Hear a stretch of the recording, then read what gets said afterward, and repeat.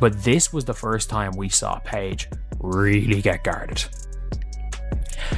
This is where we saw what is going to happen in year 2. This is the scout report that needs to be out there on Paige Becker's once the Dallas Wings get good, because Dallas Wings are going to get good at some stage in her career. This was the game where I'm like, okay, we can shut up that. The masquerade is over, and the false prophets have finally been unmasked. The WNBA's attempt to craft the next superstar was completely shattered on national television.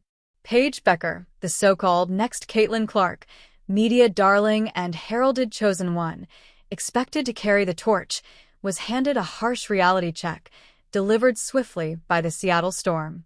And believe me, it wasn't merely a wake-up call, it was a full-blown demolition. Paige Becker's, oh, she's better than Caitlyn Clark. I mean, stab me in the eye with a spoon, for Christ's sakes. Wow. So that's a thing right now. Last night, Paige Becker's dropped 44 points. And we're going to look at a video that just dissects and exposes a lot of that shit. Let me tell you. It exposes a lot of stuff involving Paige Becker's getting special. For months, the media has hyped Paige Becker as the rightful heir to Caitlyn Clark.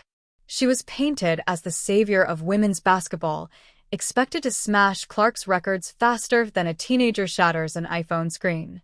Kat Engelbert is breathing a sigh of relief. Her pretend friends in the mainstream media, they are trying to crown a new star. If the media has it their way, this could potentially be the new face of pretend basketball. And it's not just the woke media. There are even some in conservative media who are voluntarily biting into the shit sandwich. Headline at Outkick: "No Caitlyn, no problem. Paige Beckers can save the WNBA." She became the fastest player to reach 200 points and 50 assists in just 11 games, one game ahead of Caitlyn Clark. Headlines praised her efficiency, composure, and intelligent approach to the game. ESPN even ranked her 13th in their midseason list. The hype train was charging full speed, and everyone was eager to witness the Paige Becker phenomenon firsthand. But hype is just hot air until it collides with cold, hard reality, and reality has a name: the Seattle Storm's defense. A little bit different, huh? It's a little bit different out here when you get Caitlyn Clark treatment. It ain't so easy peasy getting to play one-on-one, getting to just do your thing how you want to do it, when you want to do it. Paige Becker's got the Caitlyn Clark treatment for one game. And August 22nd, 2025, marked the night Paige Becker's myth officially came to an end. Fresh off her historic 44-point performance against the Los Angeles Sparks, she arrived in Seattle expecting her coronation to continue. Instead, she ran headfirst into a buzzsaw that exposed every flaw in her supposedly perfect game.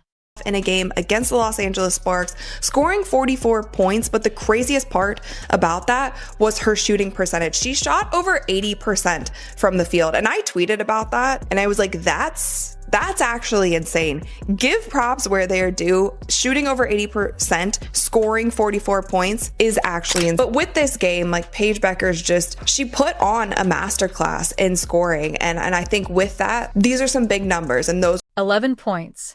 That's all the so-called next Caitlyn Clark managed against real WNBA-level defense. Not 11 in the first quarter, not 11 in the first half, just 11 for the entire game on 2 of 11 shooting, with 0 assists and only 2 rebounds. The stat sheet looked more like a participation trophy from a youth league matchup. The Storm's defensive coordinator, Noelle Quinn, had summed it up perfectly before the game, following her 44-point explosion the other night. It was time to see if this princess could handle the Caitlyn Clark treatment. Spoiler alert, she couldn't.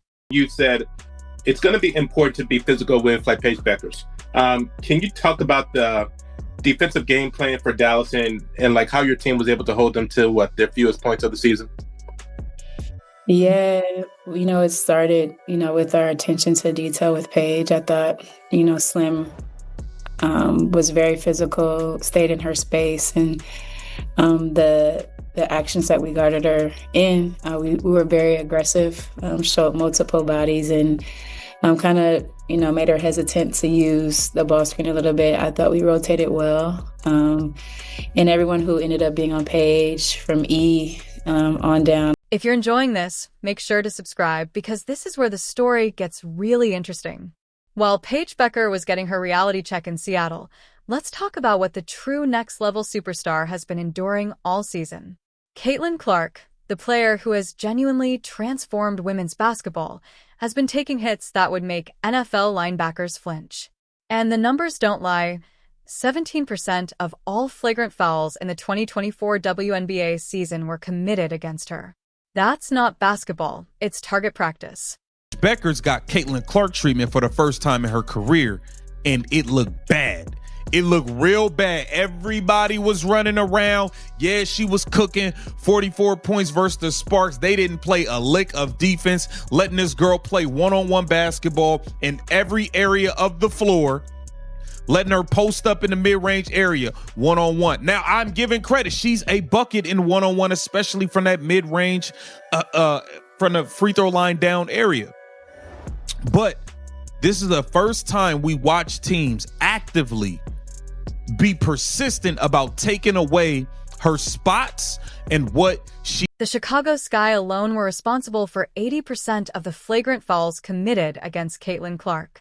Meanwhile, Paige Becker has been getting the kid gloves treatment, gliding through games as if she were in a college scrimmage. When she finally faced the kind of physical, aggressive defense that Clark endures every night, she collapsed faster than a lawn chair in a hurricane.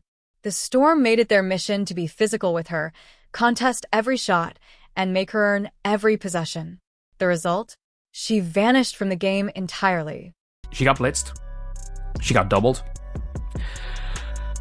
And do you want to know what she did as soon as she got blitzed and doubles? She passed. Paige Becker's, look, she played decent amount early in the game. The game was kind of over and she got subbed out. Paige Becker shot 7 times. Paige shot the ball. The media loved hyping Becker's shooting efficiency, 47.4% from the field compared to Clark's rookie season at 41.7%, portraying it as proof that Becker was more polished and ready for the professional level. But they conveniently overlooked one thing. Clark has been taking the toughest shots in the league, while defenders practically target her for punishment. Becker's impressive percentages were built on easy looks against soft defense. The moment Seattle defended her like the superstar she was supposed to be, those numbers crumbled. Just 2 made field goals out of 11 attempts. That's not efficiency. That's exposure. Meanwhile, Clark continues to shoot over defenders who are literally trying to harm her, enduring flagrant fouls and physical intimidation as a strategy, and still puts up numbers that make Becker's stats look like a rough draft. Paige Becker, let me ask you this. How did it feel to be blitzed and played 94 feet before you even get a chance to bring the ball up court like your name was Caitlyn Clark, a.k.a. my precious Cece? You didn't like that, huh? You hear me?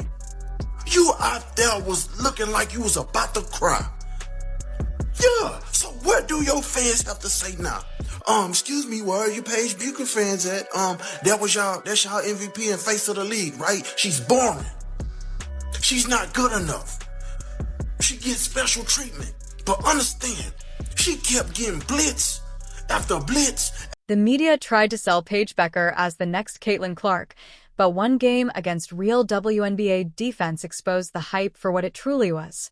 Becker wilted under pressure, proving she isn't ready for the physical, strategic challenges Clark faces every night.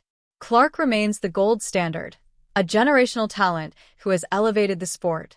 While Becker is just another player caught in a manufactured narrative, the question isn't who will be the next Clark.